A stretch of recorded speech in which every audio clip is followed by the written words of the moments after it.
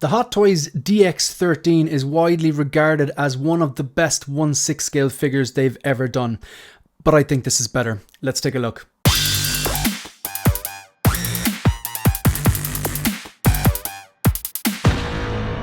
Hi everyone and welcome to 1/6 Figure Focus, and in this video we're going to take a look at the newly released Hot Toys DX46. That's the T-800 Battle Damage version 2.0, basically the Terminator from Terminator 2, Arnold Schwarzenegger likeness, and it's a 2.0. Now, just to touch on what I said in the intro there, I have the Hot Toys DX13. It is, I don't think it's inaccurate to say it's widely regarded as one of the best 1/6 scale figures Hot Toys have ever done. It still looks incredible. The likeness to Arnie is there. The various different parts you get, the different weaponry you get, like a handgun, you get a machine gun, you get the grenade launching gun, you get sorry, I don't know the exact names to all of them. You get two different head sculpts. They have the light up eye as well. You've got the heavily battle damaged one, just kind of a little bit battle damaged one. You've got a heavily battle damaged body. You've got a swap out left arm, one regular and one like basically with the arm torn off. And of course you've got the accompanying jackets. Now, why do I think this one is better? By the way, I have the DX13 and I won't be selling it because it's signed by Robert Patrick, the actor who plays the T-1000. I got to meet him and have a quick chat with him and I got signed, so it's never leaving the collection essentially. But I'm going to rebox that one up, keep it in a safe place, and when this one, the DX46 T-800 2.0 arrives, which I do think it's better, this is going to be my primary display piece. Or I could always display the two of them and just have the heavily battle damaged head sculpt and, you know, torn off arm and the accompanying jacket on one, and then the kind of less so battle damage on the other one. So why do I think this is better? Well, just by the way, this is $350. It's still available on Sideshow if Sideshow is your go-to, and the shipping window for this one, according to Sideshow, is September to December of this year. So why do I think this one is better? Okay, before I start that, I need to explain. I'm gonna compare this to one of the best 2.0s Hot Toys I think I've ever done. My reference quality 2.0 is the Dark Knight Rises Bane, because the 2.0 is just far better. It's like they went back to the same figure, but they took listened to a lot of complaints that people had from the first one and made the second one better. Just off the top of my head, why was it better? Because the body was better. The body was bigger. The joints, the arms were seamless for starters, which was incredible because the previous one had those terrible joints at the elbows. The body proportions were better. The biceps were bigger. The arms were bigger. The traps were bigger. The chest was bigger and has that silicone body. So that was like massive. So it wasn't just that there was joints in the arms. The actual body proportion, the body was completely different. The paint apps on the mask and the bits of the sculpt you can see were better. The base was better. They give it two different. The material of the kind of main jacket that he wears was better, and it gave you two different jackets. So anyway, they're just a few. So they actually didn't just do the same thing over and over again. They came back to it and improved it, and I think it's widely regarded as one of the better 2.0s. Apologies for quick interruption to this video. If you're watching this video right now, hit the like button and more importantly, hit the subscribe button. It really helps me grow the channel and the support is greatly appreciated. Back to the video. An example of one that wasn't great, same movie, The Dark Knight Rises, the Catwoman 2.0. There was very little different to it and it just wasn't as... It wasn't a massive difference between the 1.0 and the 2.0. I don't think it qualified as having 2.0 label. A lot of people were joking that it was a 1.5. Similar to the T-1000. I do think that the T-1000 that they just did, the 2.0, is better than the original one. The head sculpt's better, hands down.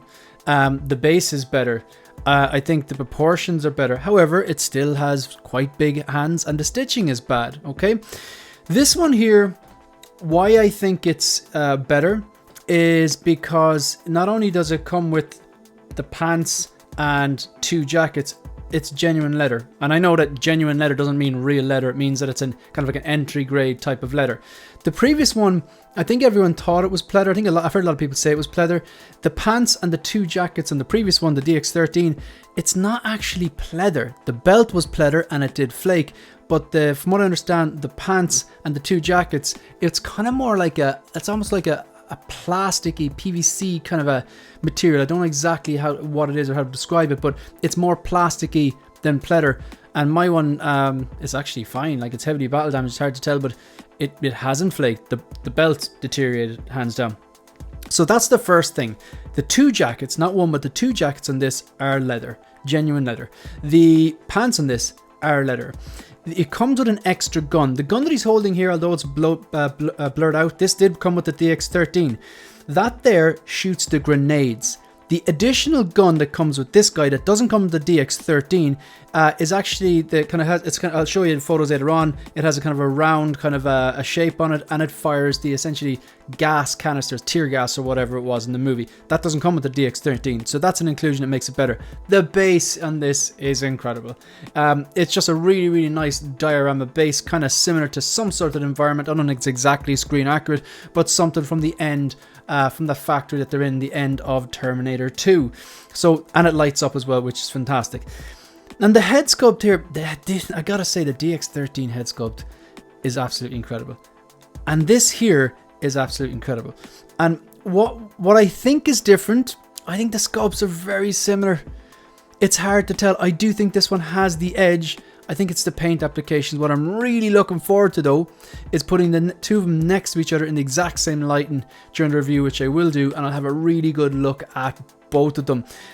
So, although I do think this is better, I don't think it's as big a step up as the Hot Toys Bane 2.0 from the 1.0. That's kind of like a good reference quality example of a good 2.0.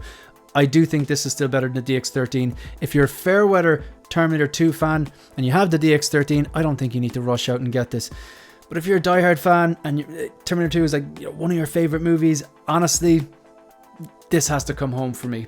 I had the pleasure of meeting and getting the autographs of Linda Hamilton from the first movie and the second movie, Michael Biehn from the first movie, and a flashback from like director's cut of the second one, and of course the T-1000 Robert Patrick from the third one. These movies are movies I grew up with. There are two Terminator 1 and 2. I believe there's only two Terminator movies. Yeah, there's only two. They're two of the best movies ever made, and definitely two of the best science fiction movies ever made. So this is something that I'm very, very excited about, even though I have the 1.0 version of it. So I think that's kind of where I'm at with this. I want to take a look at this. First of all, head sculpt's incredible, but so is the DX13. I do think the paint applications on this I think the paint applications on this make it look more like Arnold Schwarzenegger and an actual human being, a real life human being. I know he's playing a cyborg or whatever, but he's a real life human being. Than a figure. Now the DX13 did not look like a toy. Let's just get that clear. But I think this just makes it look that bit more real. The jacket looks good. You can see obviously a lot of the kind of scuffing and the bullet holes there on the left side of the right side of our screen, the left side of his chest. Then you can see the t-shirt, which is heavily battle damaged, revealing the flesh and the blood. I think the blood looks quite good, and the bits of flesh peeling away in the skin. Obviously he's got that bullet hole on his kind of left temple, or forehead, part of the forehead. Just going to zoom in on this. Yeah, I think the likeness is very, very good. It's excellent. I mean, in fairness, like it's. I feel if this came out of nowhere, like if we had never seen a DX13, people would be giving this more credit. Sculpted hair looks good. The expression, yeah, that's Arnie. I'd say I'd give it probably. Don't think it's a 10 out of 10. I think it's a very, very strong 8, maybe a 9 out of 10. It's definitely a reference quality sculpt. It's a great sculpt. So you have all the bandolier, then all those grenades that go into this gun here. Okay, looks good. That's the heavily battle damaged version. I actually really like posing them like that. I kind of posed them very similar to that with obviously. So his be careful. One of the major issues with the DX13, I saw a lot of these for sale and for sale with broken arms, and that what they mean by that is it's the left arm. It disconnected. The 1.0, the DX13 disconnected at the elbow, and you kind of had to just pull it straight out and then connect in either the complete arm or the battle damage version that you see on the screen here, because it's like just a bit above that. You can see all the wiring and the well, it's actually metal pieces and stuff coming out, but just above that is the elbow joint that you clip in. So be careful removing that. If it's the same system, definitely be careful. If not, I'd still be careful anyway.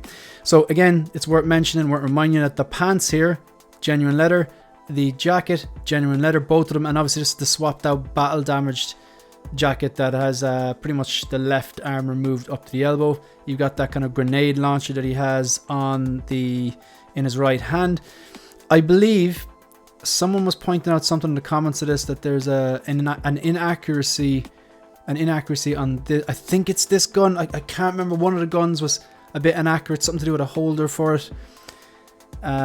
I'm just looking at the fit of the leather. Some people were... actually, one thing. I don't know if the belt is leather or if the belt is pleather, because the belt was the one part that was flaking for me and many other of the DX13s, whereas the actual clothes itself, it was more of a plasticky material. I couldn't be sure to tell you exactly what material it is. I'm wondering, surely if they've gone and made both jackets genuine leather and pants leather, surely they've done the belt leather as well. That was the part that was flaking. Also, a bit disappointing that the eye doesn't light up via USB. It's just batteries. Now, I do have a kit from Hendra from Fusion Reactors, which it's only a little thing, but with all the clothing on him, it's so easy. Once you get it installed, it's so easy to hide that wire. And you can put it down as clothes. You can come out as his left boot or something like that. You can actually put it down. You can put it down behind the clothes, down behind the t-shirt. You'll never see it. And then down, like even into his pants and out of his ankle or something like that. And you know, if you're, especially with the base, it'd be easy enough to hide that and make it disappear behind. Because I'd want the base lit up as well.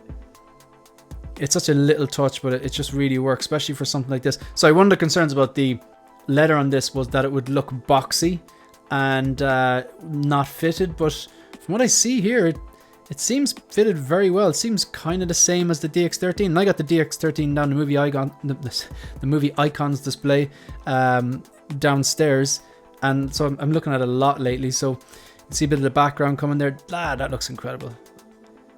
I think the pose is a bit awkward. Some of the poses on this, like on this particular person who does this, some of these poses are a little bit awkward. I think you could definitely do more iconic poses with him. That's a bit better, but like I think less is more sometimes with this guy. I mean, you're not going to have him doing backflips. Really like that base, and I like the way it lights up as well. That kind of reddy orange underglow is pretty cool. I like that. Some sort of display like that, but I would again, that's not the best pose. I would put that hand all the way back, resting the gun on the shoulder if I was doing that. He looks like he's about to twerk here, to be honest. Yeah, one thing I didn't like about the DX13, but I think it might actually be screen accurate, they have it on this as well. See, when you look at his face, and obviously the right side of his face, obviously in the left as we're looking at this, is all kind of burnt off, which means the hair is removed. And like the burnt side of his face, you can really see his skull, and then suddenly the hair just goes straight up. And I can't remember, I think that actually might be accurate, but I know the DX13 has that effect as well, and this has that effect, so maybe that's actually what it was like in the movie, because I think his hair did kind of stick up a bit, and of course when it got burned off, it makes sense, it was completely removed. The battle damage looks pretty incredible. I think there could be a little bit more detail though on the endoskeleton underneath. I'm looking at that now and I'm trying to think, did the DX13 have as much exposed endoskeleton on that? Love the 3 bullets there on the neck as well. That looks great. It looks really good. You can see the gloves as well. His hands are all like torn up on the gloves. And then inside you can see like bits of the endoskeleton and the blood again. That's an awkward pose. In fairness, like the figure looks great, but some of these poses could be better. I kind of like that pose. There's nothing to it, but I'm really looking at, see on his right shoulder, that sticks out very far. I'm wondering, is that just the sit of the jacket? Man, that's pretty good. That's pretty damn good. That's Arnie every day of the week. And see, that's the less battle damage head sculpt. Now if I swap this back, I want to get one from the side. See, that's the more battle damage, really exposing a lot of the endoskeleton. And of course the DX13 came with 2 as well. The DX13 also came with, I call it the Oscar. It's like a statue of the T-1000. I think it had like a swappable head sculpt, something like that. It's from the scene in the factory where they're fighting, and the T-1000 temporarily kind of shape shifts into like just the molded kind of liquid look. I never used it. I really didn't like the look of it, and it kind of dulls and tarnishes after a while. This is pretty good though. You can do a lot with the rolling eyes. It's obviously got a handgun there as well. It comes with the handgun. It comes with the grenade launcher. It comes with the tear gas launcher. Again, I don't know the exact names for these. I probably should look them up. I will for the review. Yeah, the separate rolling eyeballs is really important here. There's the gun that shoots the tear gas canisters, I believe. So that one shoots the canisters, and the other one shoots the grenades from around his neck. I mean, look, Terminator 2, it's one of my favorite movies. It's one of the best movies ever made. It's an absolute 5-star masterpiece. And this has to come home. I'm curious for the 25-year anniversary if they're actually going to do a Sarah Connor, a John Connor. I imagine. I don't think there's any hope we're getting a John Connor. They might do a Sarah Connor again. I hope they do it properly. If they do an artisan, don't mess up the hair. Do it right. Or just do a sculptor or give 2 versions or something like that. See there's the machine gun as well, the kind of the long kind of rifle. So that means the grenade launcher, the tear gas canister launcher, and this machine gun, and then the handgun. Again, I don't have the exact names of them here, but head sculpt looks good. I think the proportions look good. I think the leather clothing looks good as well. Those people were worried that would look really boxy. There's some shots where it's a bit boxy, but I don't think it's what people were worried about. Some of the posing in these photos, like the figure looks great, but some of the posing is just a bit too basic. One thing I do like there, I like the way the grenade launcher on the right is hanging over the rail. That's a good way of incorporating that. Otherwise, it's just going to sit in the box.